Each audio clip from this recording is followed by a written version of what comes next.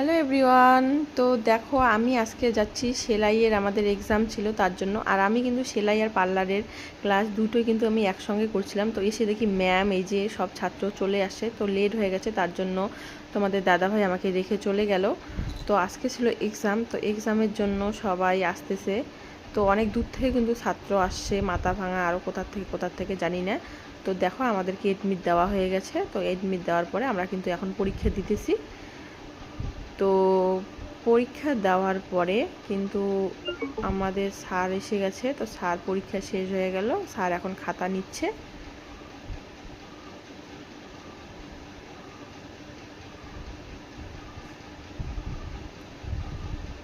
তো তারপর আমাদেরকে দেওয়া হলো টিফিন, যেহেতু আমরা সকাল 10টার থেকে দুপুর 3টা অবধি আমাদের এক্সাম ছিল।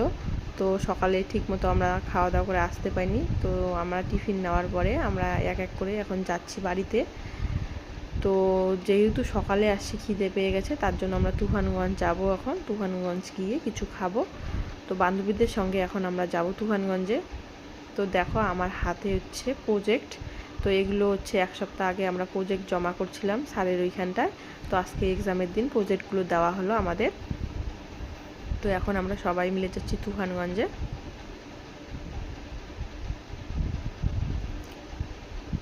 তো তুফানগঞ্জে যাওয়ার পরে আমরা কিন্তু খেতে বসে পড়েছি।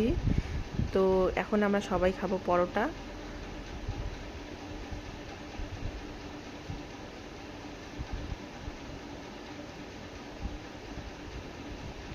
তো পরোটা খাওয়ার পর কিন্তু আমরা ফুচকার দোকানে চলে আসছি, খাবো এখন ফুচকা। তো তারপর কিন্তু আমরা সবাই যাব বাড়িতে। তো তারপর দুর্গা নেমে পড়লো, তো তারপর রূপালীও নামবে। তো এক লাইনে কিন্তু আমাদের সবার বাড়ি, সেই জন্য আমরা যাচ্ছি একসঙ্গে। তো এখন রূপালী নামবে, এসে রূপালী নামবে।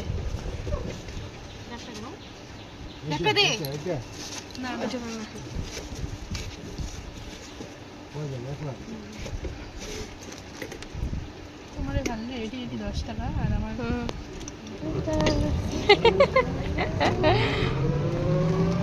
তো রূপালী চলে গেল। এখন আমি কাকুলি আর আমি যাচ্ছি। তো কাকুলিও একটু পরে নামবে, তারপর হচ্ছে আমি নামবো। তো আজকের মতো ভিডিওটা এখানটায় শেষ করলাম। তো টাটা।